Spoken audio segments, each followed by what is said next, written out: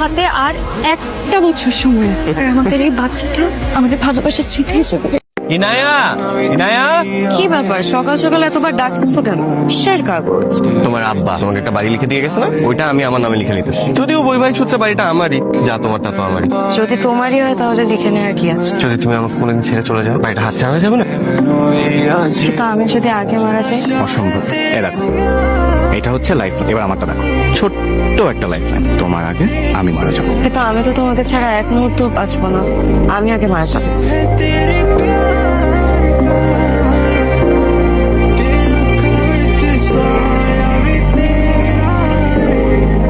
Sorry আমি প্রত্যেকেরই নিজস্ব একটা স্পেস থাকে, নিজের প্রাইভেসি থাকে, কিন্তু রাত 1টার সময় যখন ফোনের টেক্সট আসে তখন আমি ভাবলাম যে হয়তো কোনো এমার্জেন্সি আছে, তাই আমি ফোনটা নিছিলাম হাতে। তখন দেখলাম মানুষের টেক্সট। আমার আসলে উচিত হয় তোমার পার্সোনাল টেক্সট চেক করা। দেখো আগে তুমি কার সাথে দেখা করতে যাচ্ছ, কি করতে যাচ্ছ, আমার তাতে কিচ্ছু আসে যায় না, কিন্তু তুমি আমার সাথে কখনো মিথ্যা কথা বলবো না প্লিজ। আমি প্রেগনেন্ট। Very bad surprise. এত বড় একটা ডিসিশন তুমি একা নিতে পারো না। তুমি খুশি হও নাই? খুশি হইতাম যদি না এই কাজটা তুমি আমাকে জানাই করতা। তুমি বেবি নিতে চাও না? আমি বেবি নিতে চাই, কিন্তু আমি এখনো মেন্টালি প্রিপেয়ার্ড না। তুমি একটাবার আমাকে জানাইতা। এমনিতেও তো আমাদের 3rd অ্যানিভার্সারিতে বেবি নেওয়ার কথা ছিল। আরে বাবা, নেওয়ার কথা থাকলে কি নিয়ে নিতে হবে নাকি? এটা কি ধরনের কথা? তাহলে বলো আমি কি করব? বলো কি করলে এই পাপ থেকে আমি মুক্তি পাবো? হ্যাঁ বুঝলাম আমি একটা পাপ করেছি।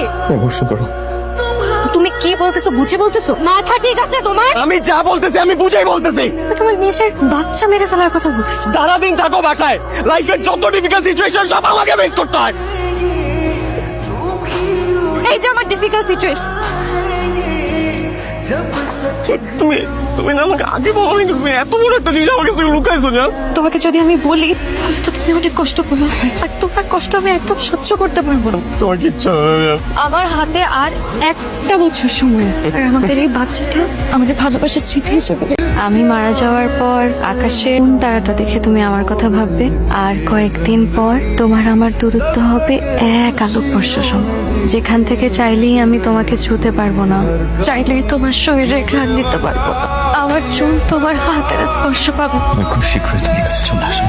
আমি চাই তুমি পৃথিবীর এই আলো বাতাসের মধ্যে অনেক বছর নিঃশ্বাস নাও। তোকে ছাড়া থাকার কথা ভাবলে আমার দম বন্ধ হয়ে আছে।